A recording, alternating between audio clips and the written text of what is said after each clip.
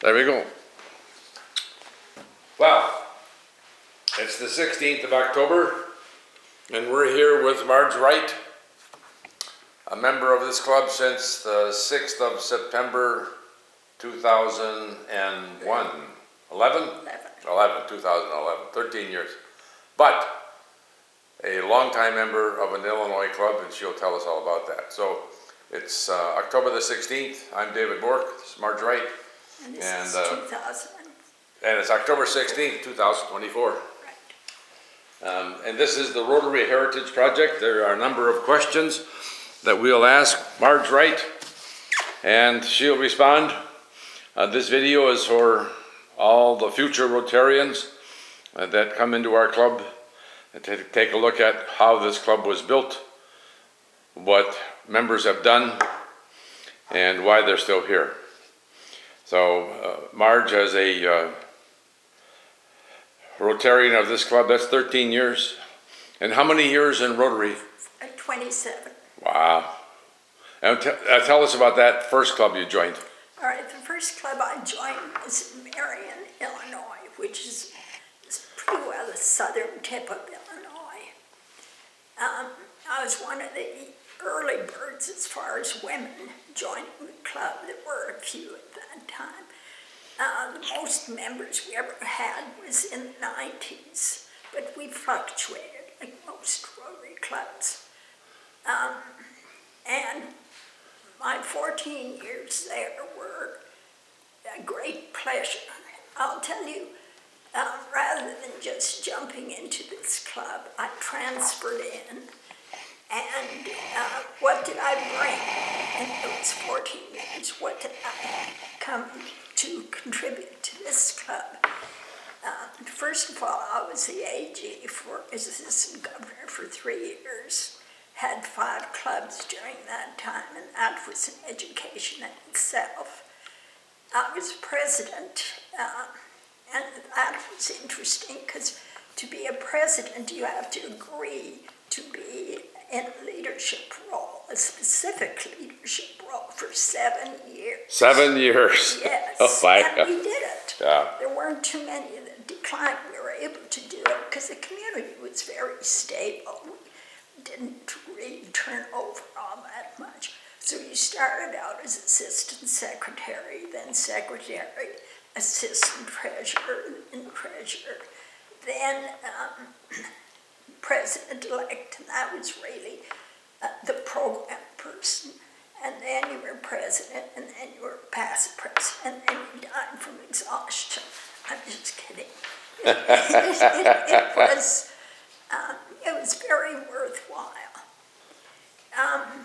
So it made sense for you to come here, but you were retired then when you got here? We were retired, and so was my husband. Yeah. We had a condo on the coast in Florida, and that was to be our retirement, our winter home. Right. Every time we turned around, we got a tropical storm or a hurricane.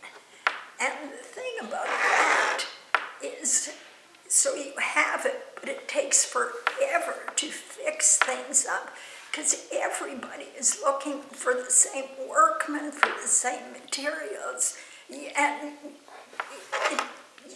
you don't get to use the place as much as you would like. So I was complaining to I was telling my daughter here in Gilbert about it, and she said, well, Mom, what about Gilbert? There are no hurricanes here, your grandkids are here. Right. So we thought about it, and here we are, and she's right, there were no hurricanes here. There aren't, and still aren't. Yes. Thank goodness. Now again, we just finished at this time today. Hurricane Helene went into Florida, South Florida, followed 2 weeks later by Hurricane Milton, which has caused, as you can read or will read in the articles of history, very catastrophic hurricanes. So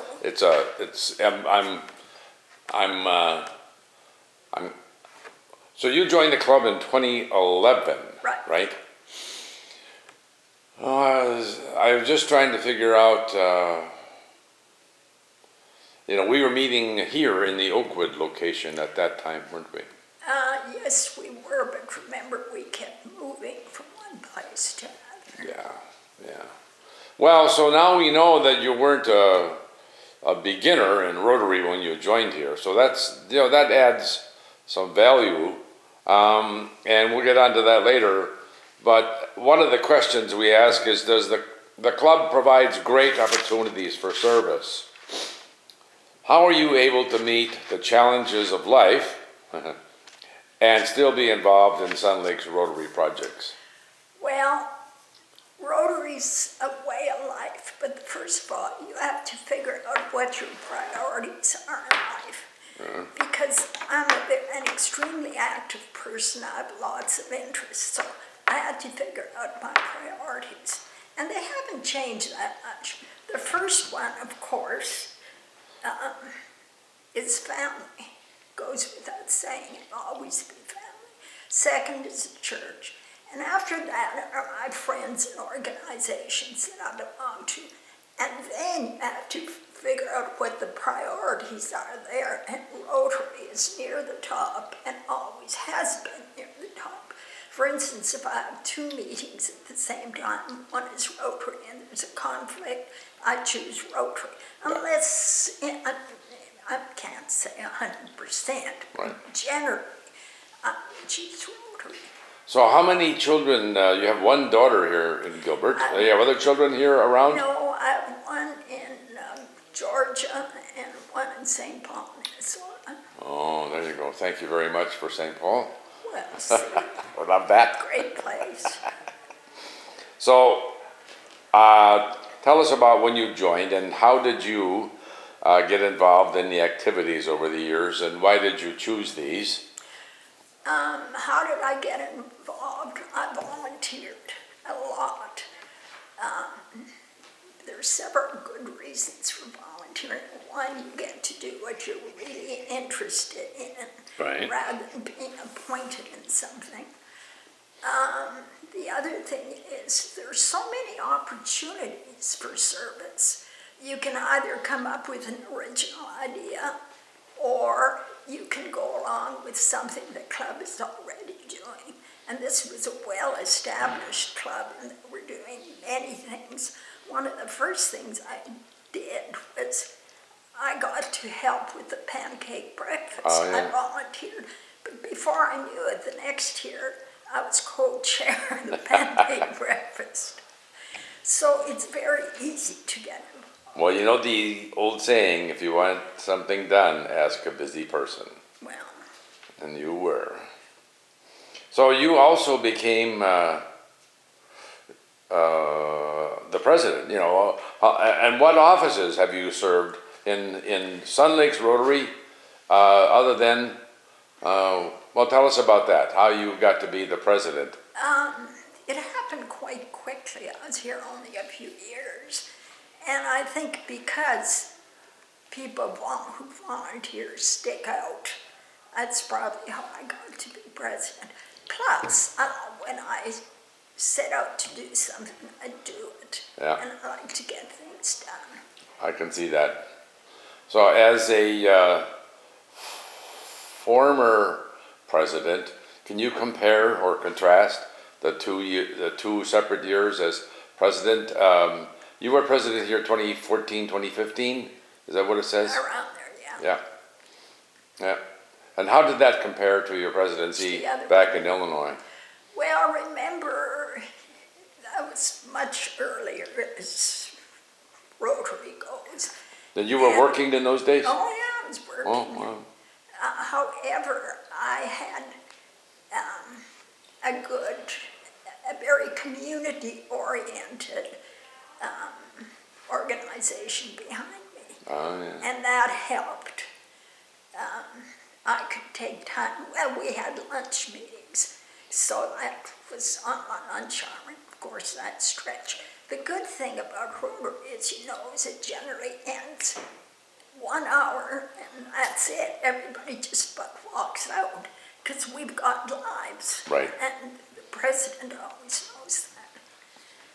So that worked out well. So you had an hour meeting back there. Here we have an hour and a half, Well, basically. It could be 2 hours. So. Well, we were up, I mean, most of us were working. Well, what did you do, Marge? I'm trained as, my degree is in nursing with a specialty in public health. Okay. But you know how nowadays you don't start in one profession and stay there for 50 years. You gradually slip into something else. Right. And I started working in Medicare and slipped into the systems department and ended up the manager of systems in a number of states because our contract was just Illinois. And that was very interesting. Gave you a real insight as to what goes on in Medicare. Wow. Yeah. So, You'd be a valuable resource today.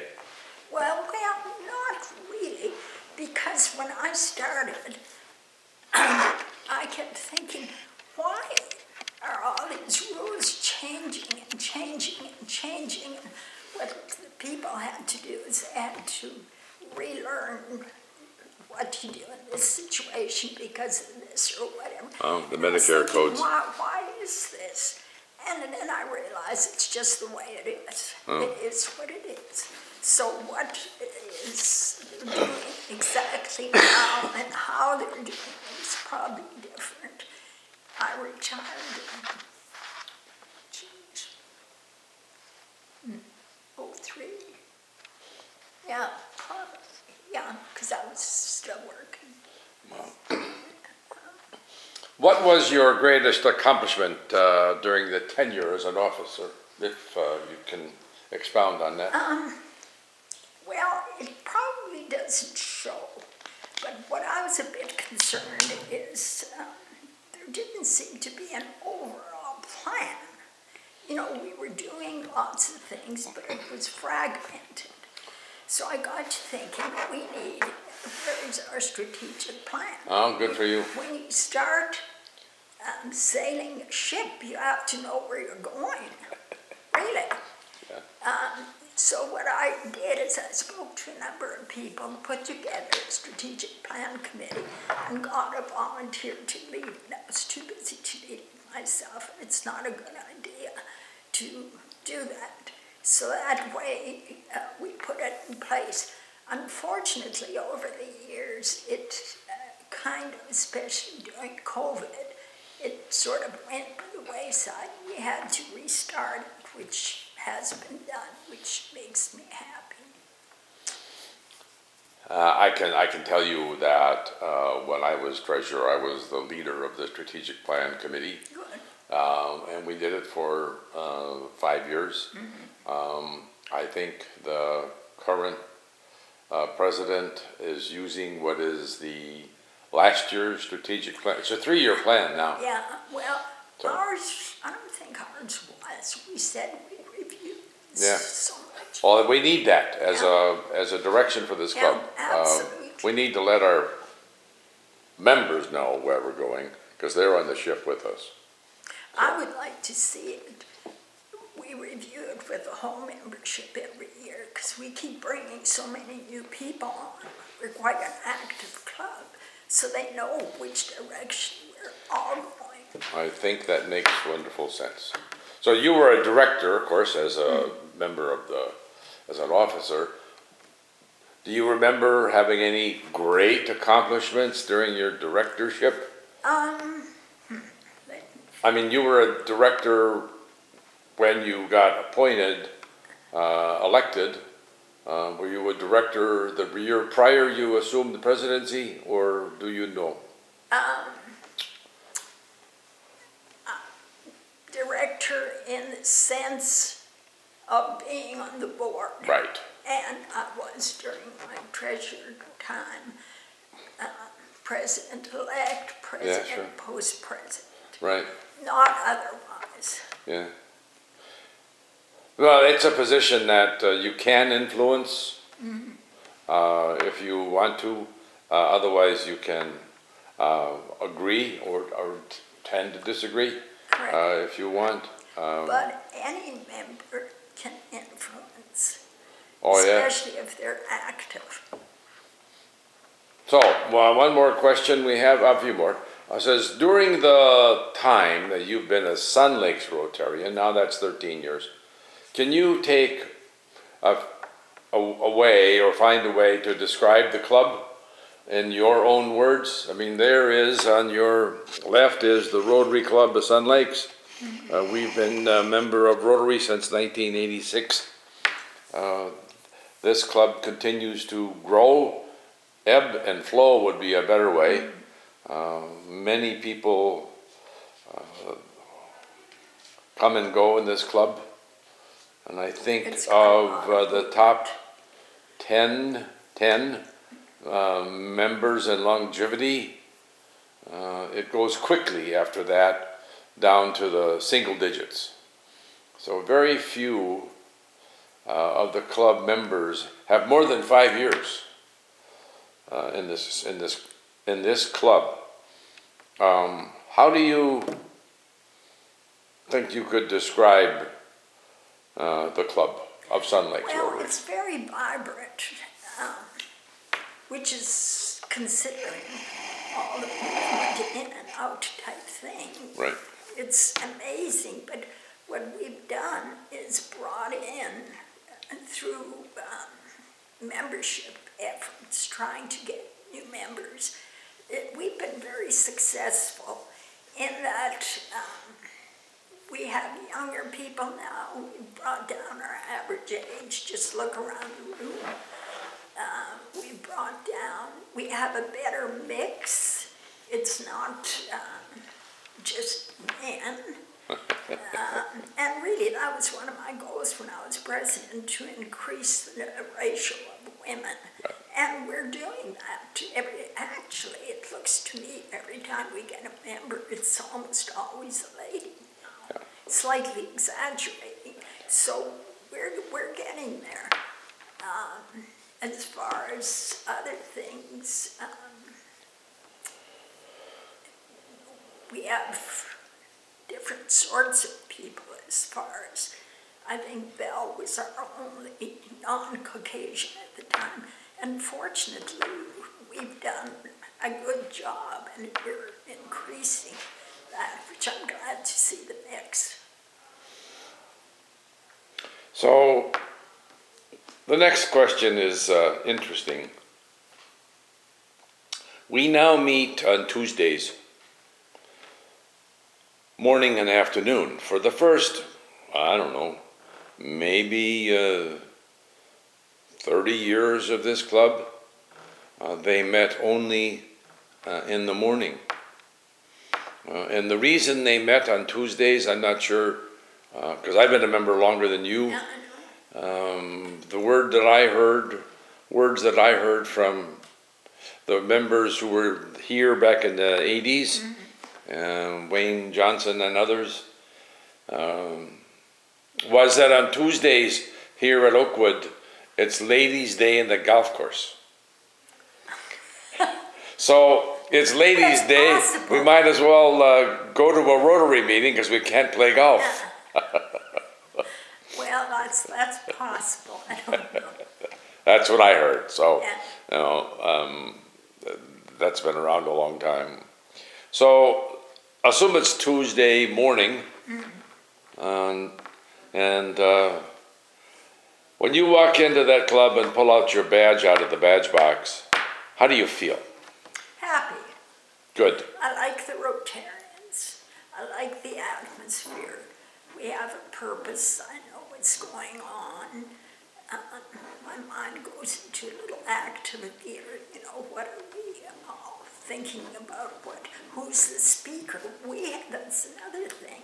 We have really good speakers in this club, and I'm very pleased. I've learned a lot, all sorts of things. So I come home and tell my husband, Do you I'm so really? knowledgeable. Good for you.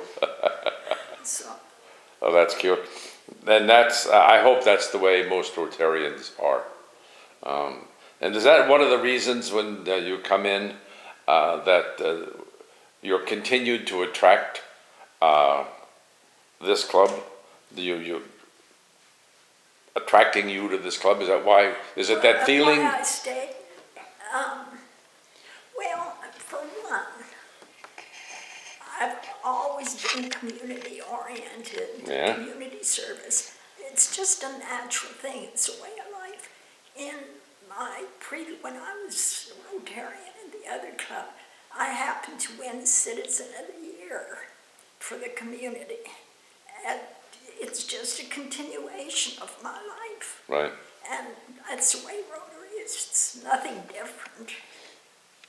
Well, I think we should be glad and happy that you continue to stay a valued member of this club. I have one or two more questions. Okay, today is the 16th of October in 2024. What do you think you should tell the people who are going to watch this, hopefully prospective future members of this club, about maintaining your club membership? What do you think you should tell them that they should look for in their own club maintenance? Rotary becomes a way of life, and it's a good way of life.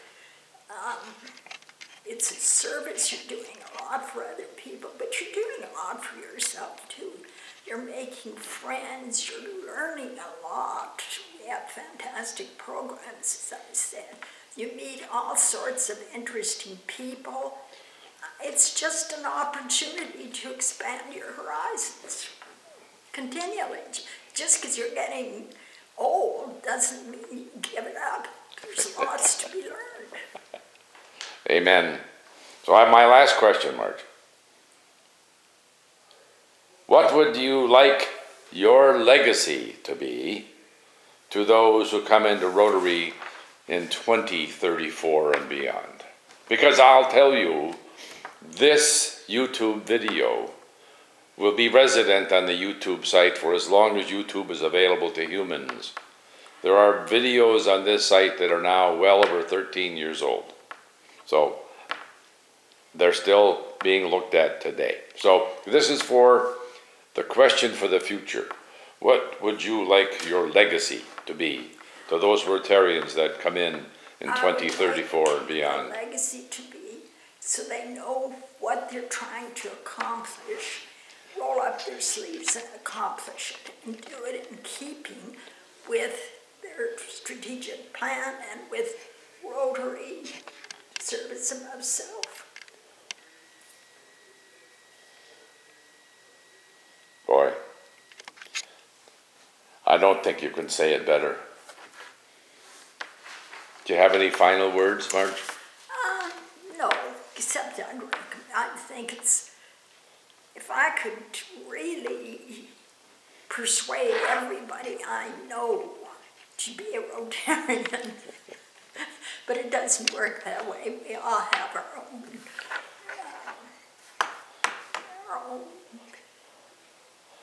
interests and so on.